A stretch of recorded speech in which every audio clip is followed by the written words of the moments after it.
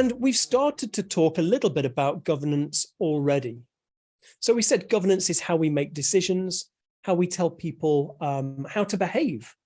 And this related to our administrative controls. So we're going to look at governance elements.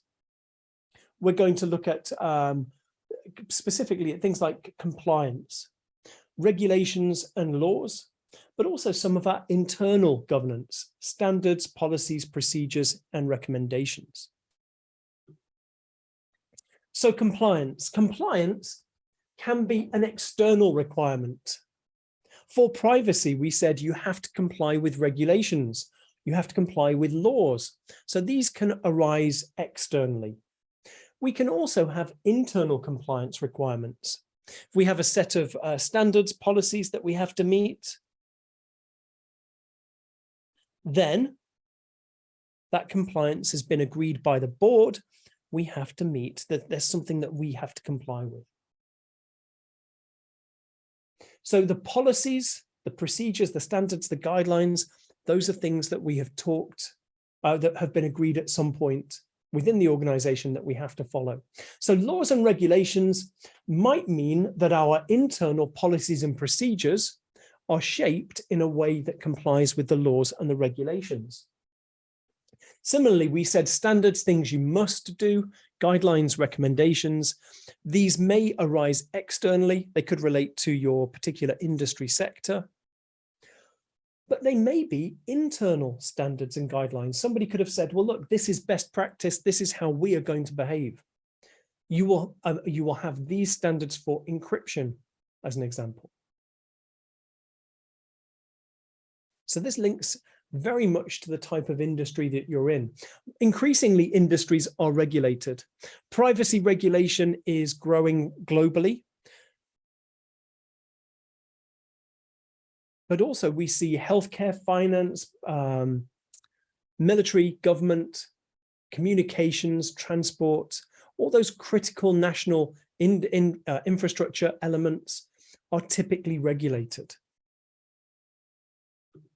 We talked already about ISO 27001, the cybersecurity standard that you can be certified to. It's the definitive standard, an international standard that sets out the specification for your information security, the documentation, risk, approach, and controls.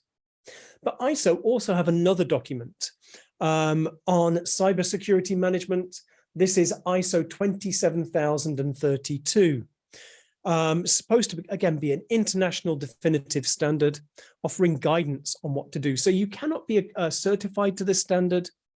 The standard recognizes the different vectors that cyber attacks rely on and helps provide guidance on how to protect your organization from them. We said SP 800 special publication 800-53 is NIST's control document, control framework.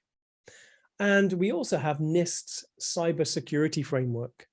The cybersecurity framework was designed to help organizations identify their capabilities and needs, to help an organization identify where they are currently, their current posture, and where they want to be, their target state. So your current state and your target state. Think about this as planning a journey. In order to travel somewhere, you need to know where you are. You need to know where you want to go. And then the gap between those two points gives you a roadmap. Literally, when you're traveling, a map across the roads, maybe. But the same is true for cybersecurity. If you can identify where you are, where you want to be, you can identify the gap. And that becomes a roadmap for you to go from where you are to where you need to be. So the framework is divided into different tiers and profiles, and the profiles give you examples of different industries, and you try to recognize where you are within that continuum.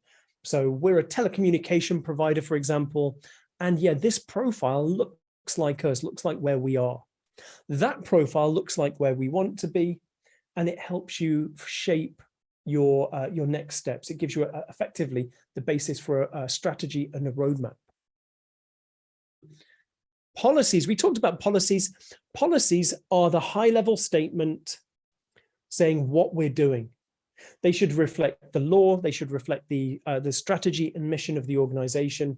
And we said a good policy will explain why you're doing it. It doesn't have to, but a good policy will explain that, because if people that have to follow this policy understand why it's asking you to do these things, they're more likely to comply. Policies are signed off by the senior leadership of the organization, one of those C-level officers, a member of the board.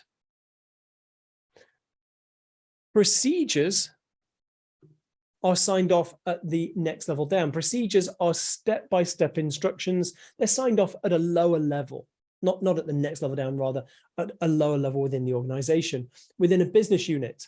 Why are they signed off at a lower level? Well, the procedures are how we deliver the high-level policy. So how we deliver the policy. For example, we may have a backup policy that explains how we are going to protect data. The backup procedure might explain how you change the backup tapes, you remove the old tape, you put it in a secure location, you get the new tape, you insert it, maybe you start the backup. And because these require specific knowledge, usually related to a business area, so for the backups, maybe IT, then typically these procedures are signed off within that business area. They're created within that business area. If a policy and procedure conflict in terms of contradicting each other, the policy usually takes precedence because it is signed off by the board. We would normally respect the policy over the procedure.